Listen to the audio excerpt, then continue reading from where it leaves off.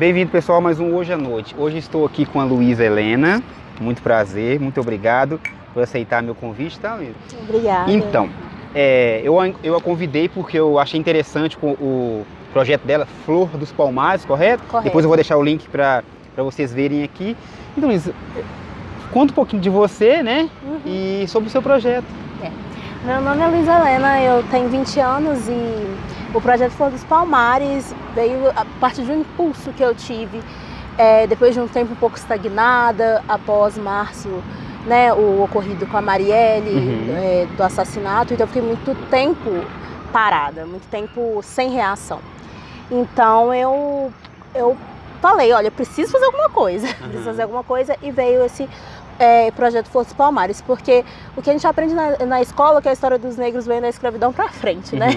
Ninguém sabe, todo mundo sabe, ó, negro, escravo, Mandela, Obama, assim que bem assim, mas a gente tem uma história antes, tem história de reis e rainhas africanos, isso que não nos contam. Então eu achei necessário contar a nossa história pela nossa voz, entendeu? Né? Mas eu imagino que não só a Marielle foi o estopim para você encabeçar esse projeto, essas ideias. Com certeza eles já tinham uma base, né? Família, veio de família, essa ideia do ativismo, da luta. Sim, veio de família, minha família toda é afroconsciente, como a gente chama, muito empenhada. É afroconsciente? Afroconsciente. Interessante, eu não conhecia essa definição. Afroconsciente, são negros que sabem das suas raízes, que procuram com muito orgulho estar ligado a tudo que remete à África. Então minha família, por ser afroconsciente, não poderia ser diferente, né? E eu tenho essa base desse incômodo, desse senso de justiça, de querer falar do nosso povo. E aí juntou o útil ao agradável, juntou vários conhecimentos, eu precisava falar. Então no jantar em família, posso imaginar que há sempre uma discussão a ser desenvolvida, né? Sim, alto nível, né? Lá é alto nível, assim, todo mundo, ninguém brinca. É coisa séria. Coisa séria, mas também com todo o senso de humor, assim. Se algum discordar do outro, não há guerra de comida? Não, assim, comida é algo muito sério ali, então não vai ter guerra de comida, mas é uma discussãozinha. Mas sempre chega o senso comum, que é a liberdade, a igualdade, né? Sim, liberdade de expressão, de crença, de você falar do que você acredita e todos respeitarem, de saber, né, o básico, o básico é o respeito ao próximo, o amor ao próximo. E agora voltando ao seu projeto, Flor dos Palmares, correto? Fala um pouquinho pra gente saber. Flor dos Palmares, né? Os Palmares é mais assim do quilombo dos Palmares mesmo, de onde veio o Zumbi e Dandara dos Palmares, como outros grandes guerreiros africanos. E Flor, eu parti de alguns pressupostos para chegar nesse nome. Primeiramente, Flor é um nome que meu pai me chama, unido a um ponto que eu vi uma frase assim que a Marielle morreu que falava assim: Marielle foi semente, ela nunca estará morta, ela está viva entre nós. Então, se Marielle foi semente, serei flor, né? Algo que brota, algo que ressurge. Se algo cai, eu irei brotar daquilo e fazer o nome dela, o legado dela sempre ficar vivo. Então, esse projeto tem como intuito levar nomes da cultura africana, grandes guerreiros, grandes reis e rainhas, grandes engenheiros, sociólogos negros, a intelectualidade negra, para o conhecimento do público, porque a gente não conhece aqueles nomes assim, Obama, Mandela, e o que mais temos ainda para oferecer. Mas eu observo nessas palavras que a questão da Marielle mais é pela questão de ninguém vai nos calar. Sim, seria isso, né? Exatamente. Porque já existe uma base, todo um raciocínio. Então a Marielle seria mais nessa questão que não adianta usar a violência, ninguém vai calar. Quem quer gritar, né? Exatamente. Inclusive, no Brasil, após a abolição da escravidão, houve uma política de branqueamento da população. Eles tentaram embranquecer a população e até mais ou menos, e a perspectiva deles era: até o ano de 2000 e pouquinho, não iriam existir mais negros no Brasil. Mas essa questão da teoria de querer embranquecer a população brasileira, Como é que seria? Como é que foi? Um projeto? Isso eu não sabia. Isso era um projeto político. Político, de trazer pessoas de fora do país para tentar reproduzir por meio de violência sexual das mulheres, para tentar embranquecer o máximo possível a população. E com políticas indiretas, não totalmente diretas, né? Não, indiretas. Não houve um projeto formal, mas existe uma coisa informal. Sim, toda uma força informal. Por que temos hoje essa miscigenação? Porque é muito perigoso relativizar a miscigenação, de falar, nossa, a miscigenação no Brasil é lindo, o Brasil é um país plural, porque essa miscigenação foi fruto de muito estupro, a população indígena foi dizimada, porque era a política de embranquecimento da população. Só que eles não conseguiram. Os negros são 54% da população brasileira.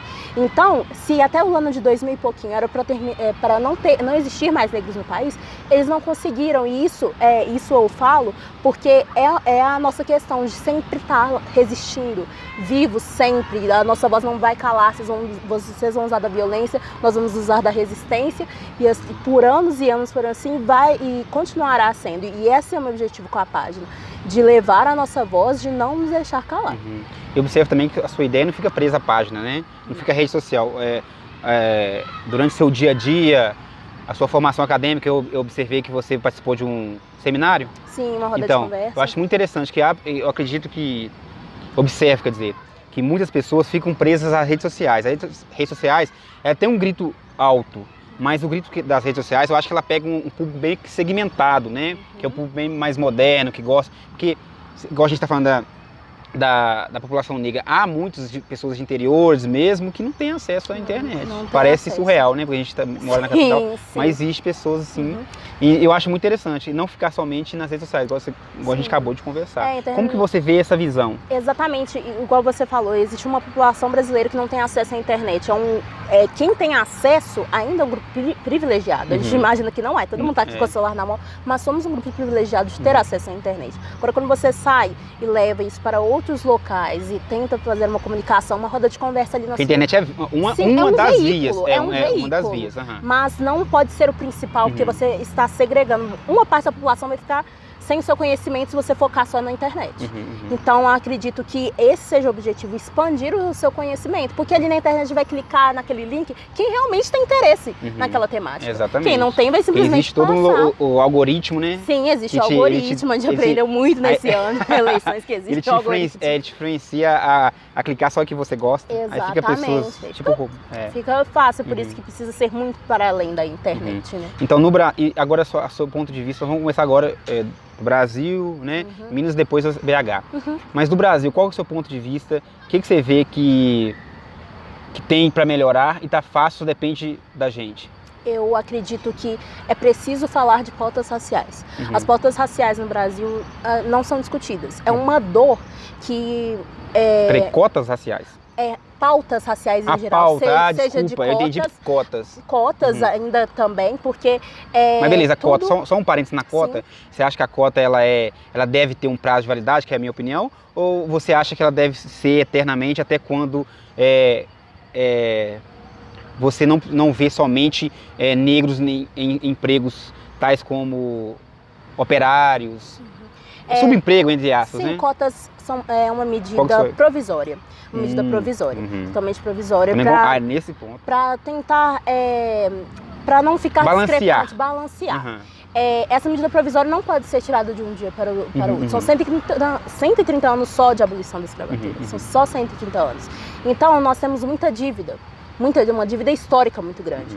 Então, cotas são medidas provisórias, sim, e serão assim a longo prazo, porque tem muito caminho ainda pela frente. Você vê ainda a questão racial ainda é muito forte no Brasil, porque a gente não discute, porque a gente não fala dela, o ensino de base ainda não é muito bom. Então você vê, onde você vê negros? Na escola particular ou na escola pública? Na escola pública. Então ali de baixo que começa, então se a base está fragmentada, se a base está machucada, o topo vem desgastado também. Então tem que ser um ensino de base, bem estruturado, mas como o ensino de base no Brasil não é valorizado, não tem investimento em escolas públicas, hoje aqueles que ocupam os maiores cargos são os privilegiados. Isso que eu ia perguntar. Quem tem acesso a quem tem acesso à educação, a grandes escolas particulares. Mas eu ia te perguntar o seguinte, isso que você disse agora é influenciado pelo fato de termos poucos negros na política? Também, porque isso é uma questão de representatividade. Exatamente. Isso entra em representatividade. Você acha que então, isso influencia direto, o fato de não termos, né, tantos... Sim, nós não temos muitos negros em cargos, né? Medicina. Quantos médicos? Eu nunca fui atendida por um médico negro, por exemplo. Não, eu falo na questão política. Sim. A representatividade política dos negros. Que nem até então a gente teve meio que um sonho de ter um negro concorrendo à presidência, que é o Joaquim Barbosa. Sim. Ele desistiu, infelizmente desistiu. É isso que eu estou perguntando nesse momento. Você acha que esse fato de termos poucos representantes negros, mulheres também, mulheres negras, pior, aí que Sim, não tem aí mesmo. Que não tem mesmo. Aí que não tem mesmo, mulheres negras então, aí mesmo. Como que você vê isso? Isso ajudaria se tivéssemos? Ajudaria, mas é importante ressaltar que não pode ser uma representatividade a qualquer custo, não é porque a pessoa é negra que ela vai levar as pautas raciais ali para o governo dela. Seriam negros conscientes, os afroconscientes, que iriam levar pautas negras para serem discutidas no Congresso, no Senado, coisa que não acontece. Por exemplo, aí a gente volta na questão da Marielle. Marielle era mulher negra, ainda periférica. E o que fizeram? Porque ela era uma potência, silenciaram. Falaram assim, olha, essa aqui não pode crescer. Essa aqui não pode crescer porque ela se posicionava, ela estava lá, ela batia de frente com o sistema. Então é isso que acontece. Quando um negro bate de frente com o sistema, tenta chegar lá para levar as nossas pautas e nos lugares assim em que pode se decidir alguma coisa, legislar, eles tentam calar, eles tentam abafar. Por isso tem poucos negros, por isso não temos políticas públicas tão efetivas assim, porque não é de interesse. Imagina se preto chega ao poder, imagina se negro é médico, imagina se negro está presidente da república. Isso que eles não querem, dar poder ao nosso povo.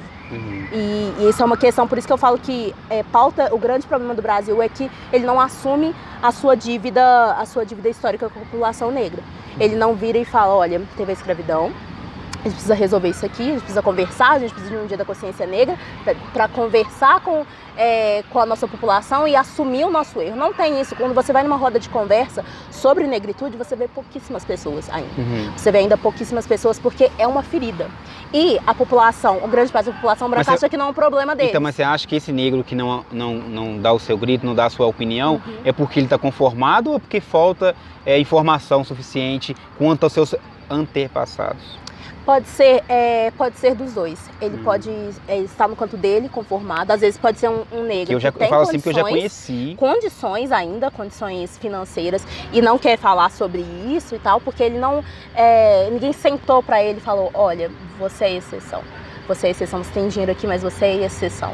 Ou pode ser também porque ele não tem esse conhecimento, muito parte, igual a gente falou, olha, a internet é privilégio, mas aquela pessoa ali do interior, a pessoa negra do interior ali, ela vai saber realmente o que aconteceu? Ela vai saber realmente que temos uma dívida histórica, que o racismo ali, que mantém ela naquela posição, que é uma estrutura, racismo estrutural, ela vai saber realmente o que é isso? Então, é igual eu falo, às vezes... O negro, quando ele não vem, não aborda a pauta racial, é porque ele não sentou na cama dele e não caiu a ficha. Eu acho que no momento que cai a ficha, no momento que ele vê, nossa, eu sou negro, e realmente tem esse momento que você vira e fala, eu sou negro, eu passei por isso, isso é aquilo, eu fui perseguido por seguranças em loja, eles acharam que eu roubei não sei o que, mas meu amigo branco não roubou. Você passa a sua vida assim, pelos seus olhos, você vê e fala, eu sou negro, não tem jeito de fugir. Vira uma dor. Então, eu não julgo o negro que não assume, que não tá ali e fala assim, eu sou negro. É uma dor. É uma dor. Você ser afroconsciente, as pessoas acham que militância é algo divertido, coisa que não é. É você ser afroconsciente, é saber tudo o que está acontecendo. Então, mas o afroconsciente, além de mostrar para o outro que todos somos iguais, no sentido de direitos e deveres, é meio que chamar também os negros não conscientes da sua situação para enxergarem que eles estão no patamar de subemprego, igual a gente está falando, de inferioridade perante a visão da classe racista, né? É isso também? Ou O é só... afroconsciente, ele sabe como o corpo negro dele é visto pela sociedade. E ele tenta ali, tentar mudar isso, ele tenta levar o conhecimento dele para as outras pessoas e falar, olha, isso está acontecendo, é isso, isso, isso, é aquilo. Ele sabe que não somos todos iguais. Ele sabe que esses somos todos iguais é na lei ali, é na lei, mas na verdade não somos todos iguais. Em pequenos momentos, pequenas coisas do dia a dia, a vida prova que nós não somos todos iguais. Se fôssemos todos iguais, essa discussão aqui nem estaria acontecendo. Não somos, e quando a gente fica repetindo somos todos iguais, é aquela coisa, é a ferida, vai colocando... Somos iguais em direitos e deveres. E direitos e deveres, Ponto, né? Mas esse acesso ao direito... Já não somos todos iguais. Só a única coisa que é igual para parte, né? É só o dever, né? E olhe lá. E olhe lá. Até porque, vamos parar para pensar, é direito à educação, é direito à saúde, mas grande parte da população negra não tem direito à saúde, muito menos à educação. Somos iguais. Mas uma coisa que eu acho que às vezes há uma confusão é quando entre o racismo e a questão de classe social. Você acha que isso também confunde também as pessoas? A pessoa ela acha que às vezes ela sofreu um racismo, na verdade foi só pela classe, o fato dela ser pobre, né? Você acha? Porque uma vez eu conversei com um rapaz, o Fernando Nudred, que ele tem um trabalho também, e ele comentou comigo isso, eu achei interessante, que às vezes não é só porque o negro e o branco que mora na favela, dentro de um barraco, são praticamente iguais. Isso que estava comentando comigo. Qual que é o seu ponto de vista disso? Eu achei interessante o argumento dele. Existe uma teoria que foi abordada por uma pesquisadora americana chamada Kimberly Crenshaw. O que ela disse? Que não pode ver as opressões, né, as coisas que sentem, a sociedade impondo em você, de formas separadas. Você não pode ver uma pessoa negra pobre como uma pessoa negra aqui desse lado e ela pobre desse outro. Você vê a pessoa negra e ainda por cima ela é pobre. Agora, se essa pessoa negra e pobre está andando no mesmo shopping que uma pessoa branca e pobre, a pessoa negra e pobre pode ser perseguida por um segurança, tem mais chance de ser perseguida por segurança do que aquela pessoa branca. Por quê? Por mais que a questão financeira... O tom da pele influencia... Influencia diretamente, porque você olha igual, falam que e eu concordo demais, que gênero vem antes de raça. Realmente, antes de me verem como uma mulher, eles me veem como negra, entendeu? Então, antes de verem a minha condição financeira, eles vão me ver como negra. E se negro é tido pela sociedade como ladrão, o que eles acham que eu serei? O que eles acham que eu vou estar fazendo naquela loja? Eles acham que eu sou a funcionária da loja, que eu estou roubando alguma coisa da loja, não que eu tenho um dinheiro para estar lá comprando, um capital para estar consumindo algo ali naquele shopping. Então, essa questão é que você não pode ver separadamente, ainda aquele branco da periferia, ele sofre por ser da periferia, ele sofre porque ele não tem uma condição financeira estável, mas ele tem mais chances de ser aceito na sociedade do que o negro. E agora, o seguinte, e como você reage quando você presencia um negro racista? É impossível. Não, eu já presenciei meio que inconsciente, né? Inclusive também no penúltimo convidado que eu entrevistei, ele também sofreu um racismo seguinte. Ele estava tirando foto no viaduto de Santa Teresa, ele comentou que um policial o parou.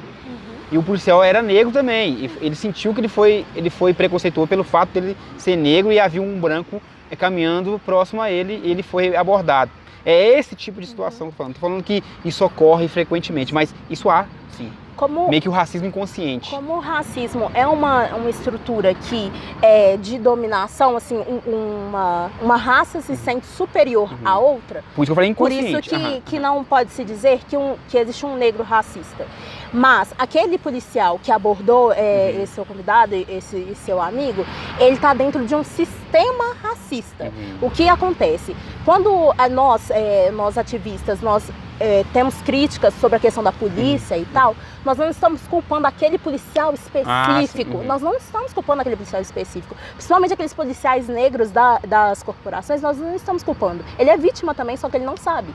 Mas ele tá na linha de frente, e ele não puxa o gatilho sozinho. Tem um Estado racista atrás dele.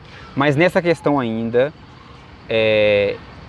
o negro que faz, dentro desses ideia do preconceito contra o seu irmão. E aí? Ele não... Ele está sendo, então, um... Não, porque eu imaginei que esse policial que tá mandando assim, ele foi que meio que consciência dele. Tô dando um exemplo, tá, pessoal? Não tô falando que é só polícia que fala isso, não. Isso aí é geral. Sim. Mas eu falo assim... outra coisa, sabe, pra linkar melhor ainda. Eu já ouvi piada pesada de negro contando piada de outro negro. E aí? É isso que eu tô falando. Então são coisas assim... Eu não acredito que você possa virar e falar aquela pessoa é racista. Aquela pessoa ali não é consciente. Então, mas é isso que eu tô falando. Consciente. Ela foi infectada, então, pela... Sim, existe um sistema. É a mesma questão. Você não pode falar que aquela mulher ali é machista. Mas ele tem meio que, entre aspas, a licença poética de fazer isso? Ele não tem licença poética. Já me contaram não isso. Existe licença já poética, me falaram. não existe nada. Não existe, mas um gay, ele pode fazer piada sobre outro gay. Não existe licença poética para esse tipo de Então, situação. na sua opinião, mesmo com consenso, estou falando no sentido de consenso, tá? Não houve briga nessa presença de piada. Não houve briga. Eu estou falando assim, essa troca de brincadeira, que eu não acho graça nisso. É tóxica. Mas como você reagiria? Eu não, primeiramente, eu simplesmente ia parar e ia fazer aquela pessoa refletir. Assim, olha o que você está falando aqui. Você está contribuindo para o sistema racista, né? Na verdade, eu não iria vir com esse argumento. Você está contribuindo com o sistema racista, porque esse é um argumento que você vem com pessoas que já são afroconscientes, que já tem um conhecimento ali mais aprimorado. Eu não vou falar, você está contribuindo com o sistema racista, ele não sabe o que é um sistema, ele não sabe o que é o racismo. Eu venho e falo, olha, eu vou te mostrar umas coisas aqui e vou te mostrar que você ali nessa piada, você é o que mais prejudica. A galera que tá rindo, as pessoas brancas aqui ao redor estão rindo, que elas não serão afetadas, mas você é afetado. No final de contas, você está mantendo ali um estereótipo. Então, eu abordaria de outra forma, porque ali é aquela coisa de escola, sabe? Quando um menino fica zoando o outro para tentar entrar dentro de um grupo. É isso. Porque sabe por quê também? Porque eu vou muito a interior, né? Gosto muito de visitar interior. E na capital é menos ainda. Eu observo que é menos. Mas no interior é gritante o racismo. Eu falo inconsciente que a pessoa... Eu não acredito que ela tenha maldade de falar. Por exemplo, o interior é muito comum você ver pessoas com o apelido de negrinho. Ô neguinho. Fala aí, ô negão. Entendeu? Então, assim, a pessoa que colocou o apelido nela não teve tempo psicológico e consciência para inventar um outro apelido. E aí, você inventou pelo fato dele ser negro. É isso que eu tô falando. Então, existe esse preconceito, um conceito nesse sentido, sabe? Principalmente no interior. Aqui é muito raro, né? Eu acho que aqui na cidade, na capital, é difícil você ver, ô negão, ô neguinho. Mas isso é comum no interior. É isso que eu tô te falando, entendeu? Quando você para pra pensar que foram 300 anos de escravidão só aqui no Brasil, o Brasil foi o último país a abolir a escravidão, e são 130 anos só da Lei Áurea, você para e reflete e fala, é muito pouco tempo. É muito pouco tempo para uma sociedade que não conversa sobre racismo, mas não fala sobre racismo. Mas eu acho... Esse tipo de diálogo, esse tipo de conversa, esse tipo de piada, entre aspas, é fruto de uma questão mal resolvida da história. A gente não falar falar foi sobre interessante, isso. mal resolvida. A gente não falar sobre isso é muito pouco tempo. Inclusive não há muitos, pelo menos quando eu estudei ensino médio, não havia muito material didático e informação a respeito disso. Sim. Não sei hoje, porque eu formei tem uns 6, 7, 8, igual 10 eu falo, anos. é uma ferida. Uma ferida que ninguém quer ir ali tentar curar de alguma forma. Ninguém quer, não é de interesse, entendeu? Tem ali uma classe que tá numa posição desprivilegiada, que é operária, vamos montar aquela classe ali, ué, pra que a gente vai mexer? Negro frequentando avião, negro passeando nos grandes shoppings de BH, mais chiques de BH. Não é da vontade, não é da vontade de pessoas que há 130 anos atrás usavam negros para fazer seu serviço de casa, usavam mulheres negras para reproduzir e para ter mais escravos. Inclusive, a gente tem uma polêmica que fala que o Brasil não tem um museu, né, da escravidão, é uma vergonha, né, nacional. Isso é uma vergonha, porque é uma a grande pessoa, vergonha. Infelizmente, nós seres humanos, a gente precisa ver, que nem é o caso do Holocausto, né, pra lá, todo lugar você tem livro falando, Sim, tem foto de criança da bomba e tal, da bomba não, do nazismo e tal. Então, falta isso também com a questão do racismo, mostrar negros machucados, com corrente. E é muito. E você vê quando você está estudando nazismo na escola, ou quando você está estudando sobre escravidão, você vê que nazismo parece que. Dá aquele choque. Dá aquele choque, meu automaticamente, pera, Hitler, esse cara realmente é doente. Nossa, realmente é doente, mas os brancos aqui que escravizaram outros não são doentes, então não. é isso que eu acho incrível. Não são doentes, não. Não tem esse sentimento, Não tem comoção. Por isso que quando a Elza Soares fala a carne mais barata do mercado é a carne negra, ela tá falando exatamente isso. Tá muito explícito que é a carne mais barata do mercado, aquela carne que não vale nada, aquela carne que ninguém quer saber, aquela carne que pode morrer, aquela carne que você descarta. É a carne negra, é a população negra. Então, quando você estuda sobre escravidão na escola, é uma coisa rápida e acaba. Negros chegaram no Brasil, escravidão, lei, áurea, Mandela, Obama. Acabou. E aí? Só um segundinho, nós vamos guardar pro segundo bloco, beleza? Tá bom. Calma, pessoal, não sai daí não, rapidinho.